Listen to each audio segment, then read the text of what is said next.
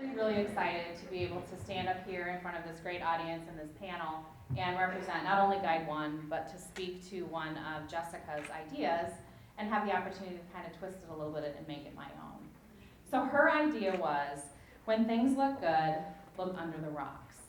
That's really just to say that things are rarely ever as good or as bad as they seem. Think about the perfect family that falls apart when the kids go away to college, or the star athlete who's secretly struggling with addiction. Alternatively, think about that email that you get at the end of the day, and you wake up the next morning after good night's sleep, or in Jay's case, maybe 2 small naps in the middle of the night. But it doesn't seem quite as menacing when you wake up and you have the chance to look at it with fresh eyes, ask some follow-up questions. Things are never as good or as bad as they seem. The same is true in business. Sometimes the biggest challenge in success is success itself. When everything's going really well, it's easy to sit back and celebrate all the good things that are happening around you and to be really happy and jovial in those moments. It's easy, it feels good. But not paying close enough attention can cause problems. It's in those moments that we might become complacent.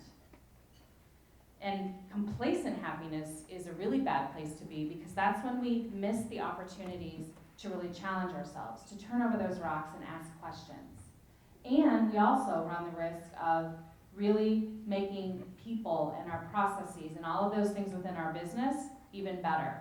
And we miss the opportunity to truly innovate. Physiologically, our brains don't perform at their best when they're under stress. So like right now, my brain's really not performing at its best. But yet those are the times when we often don't take the time to really look under the covers, to lift up those rocks and look.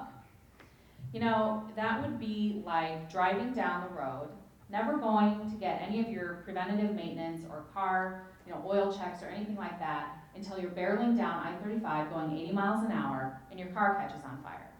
We would never do that, right? I mean, our teenagers might, or at least my teenager might, but we would never do that. We take our cars in for preventative maintenance, to look under the cover, to look under the hood, to make sure everything is really as it seems. The car's really running as well as it seems. The truth is that shift happens. I said shift. I'm in HR, remember? So shift happens. Just like you got up this morning and you thought you were going to see our cute little blonde CEO, you got stuck with me, the HR person. But nothing lasts forever, and everything will always transform itself eventually. So be prepared that it might not always be this good. What's good now might not be good enough down the road. When things are good, that's when you should be looking at yourself and at your company even harder. That's when you should be challenging yourselves, your people, and your processes to be even better. That's when things are good. When things are good, that's when you ask those tough questions. That's when you need to look under the rocks.